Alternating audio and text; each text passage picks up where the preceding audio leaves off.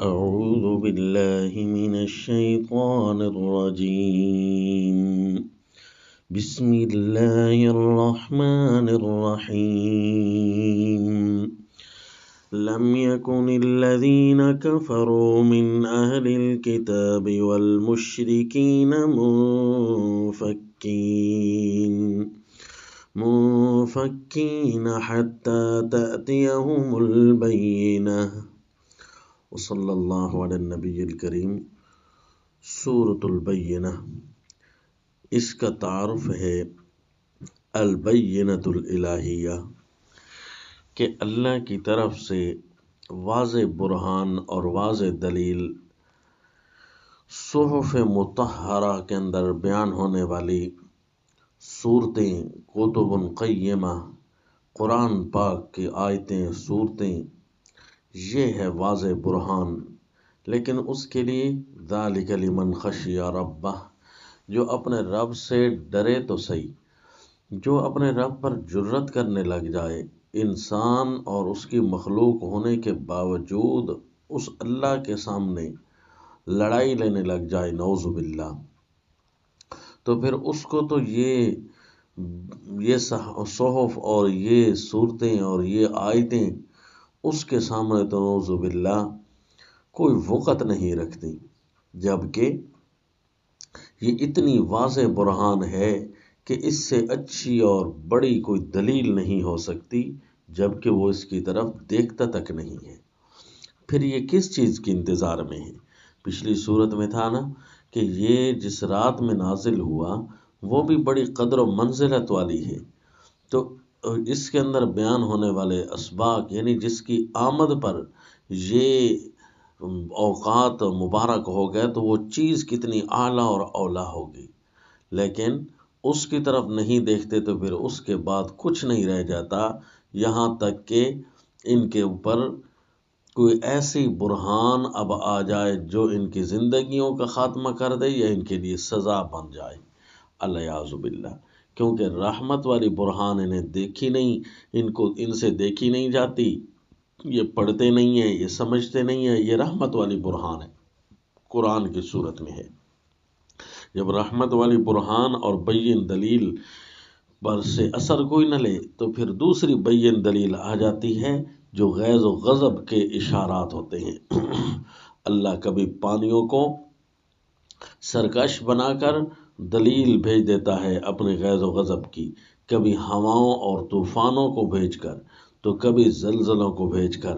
تو کبھی اندر کے ہلاوے، تو کبھی بار کی تکلیفیں۔ اللہ کریم یہ دے کر یہ بھی بینہ، یہ بھی صحف کے مقابلے میں آنے والے غضب کے بین ہوتے ہیں، دلائل ہوتے ہیں، کیونکہ قرآن میں ہے وَلَنُذِيقَنَّهُم مِّنَ الْعَذَابِ الْأَدْنَىٰ دُونَ الْعَذَابِ الْأَكْبَرِ لَعَلَّهُمْ يَرْجِعُونَ، کہ واپس آنے کی ایک صورت یہ بھی ہوتی ہے کہ ہم پہلے بڑے عذاب سے پہلے چھوٹے چھوٹے عذاب بھیج دیتے ہیں تاکہ کوئی واپس اس صورت میں آ جائے، کیونکہ قرآن سن کر اگر نہیں واپس آتے حد انسانیت کی طرف تو پھر تکلیفیں اور عذاب اور ہلاوے اور زلزلے لا کر ان کو اپنی طرف متوجہ کرتے ہیں۔ اگر پھر بھی کوئی متوجہ نہیں ہوتا تو پھر عذاب الاکبر آتا ہے، پھر اس عذاب الاکبر کے سامنے پھر ان کو چیخ مارنے کا موقع بھی نہیں ملتا، فلا یستطیعون توصیۃ ولا الی اہلہم یرجعون، کو وصیت کرنے کا موقع بھی نہیں ملتا اور اپنے اہل و عیال کی طرف لوٹنے کا بھی موقع نہیں ملتا، پھر ایک ہی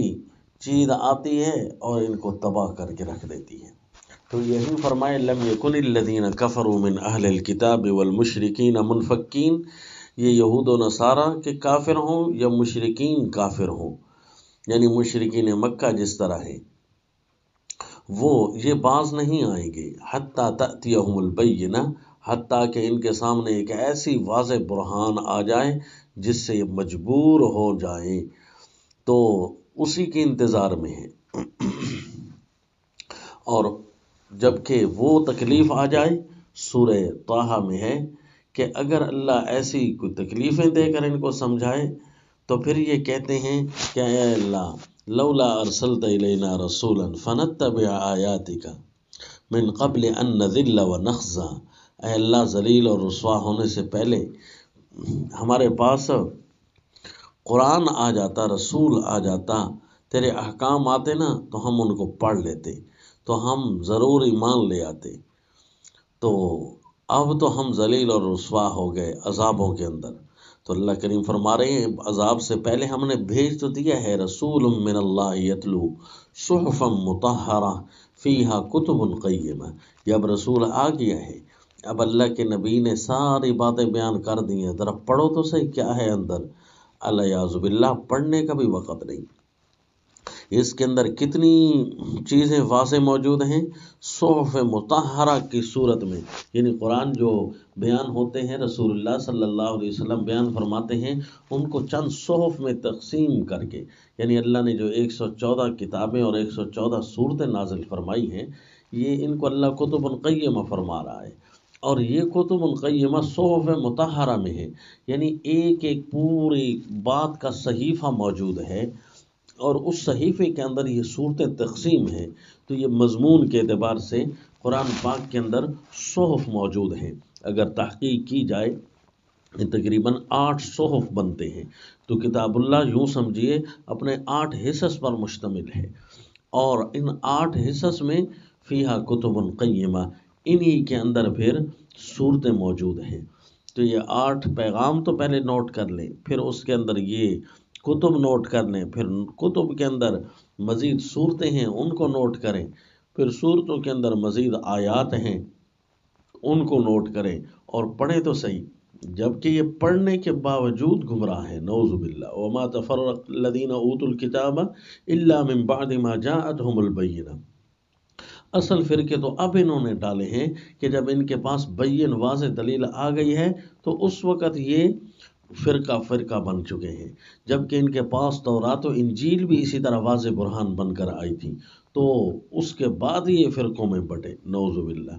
جبکہ وہاں تو صرف اور صرف دین قیم کی تبلیغ تھی کہ وما امروا الا ليعبدوا الله مخلصین له الدین حنفاء ويقيموا الصلاة ويؤتوا الزکاة وذلك دین القیمہ۔ انہیں کہا گیا تھا ایک اللہ کی خالص ہو کر عبادت کرو، ہر ایک سے کٹ کر اس سے جڑ کر رہو، نمازوں کو قائم کرو، ادا ہی نہیں صرف بلکہ قائم کرو، اور زکوٰۃوں کو ادا کرو، مالی اور بدنی عبادت میں کہیں کمی نہ آئے تو اسی لیے ہو، جس چیز کے لیے آئے ہو وہ کم ہے، اور جس کے لیے نہیں آئے ہو وہ تمہاری ترتیبوں میں ہے، نعوذ باللہ۔ وذالک دین القیمہ، یہی مضبوط دین ہے، ان کو تو یہ کہا گیا تھا، لیکن جب بھی ان کے پاس واضح برہان کتاب اللہ کی صورت میں آئی، تورات و انجیل ہو، صحف موسیٰ، صحف ابراہیم ہو، یا صحف قرآن ہو، یا اس کے بعد فرقوں میں ملوث ہو جاتے ہیں، نعوذ باللہ، اللہ کی باتوں سے ٹکرانے لگ جاتے ہیں۔ تو فرمایا یہ شر البریہ، جہنم کے آگ میں جب جائیں گے تو اس وقت واپس پلٹنے کی پھر صورت نہیں ہوگی، جبکہ جو ایمان اور عمل صالح کرتے ہیں اسی صحف کے مطابق، اسی کتب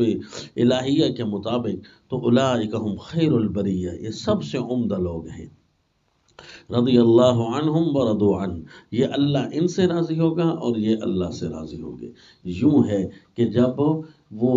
رات اگر افضل بن سکتی ہے، جس رات میں قرآن صرف آیا ہے، تو وہ جس قرآن کو کوئی اپنائے تو وہ کتنا افضل بن جائے گا، وہ تو خیر البریہ بن جائے گا۔ جس طرح لیلۃ القدر خیر اللیلہ ہے، تو اسی طرح ساری مخلوق میں وہ انسان خیر البریہ بن جائے گا، لمن خشی ربہ، جو اپنے رب کے احکام کے سامنے سر نیچے کر لیتا ہے۔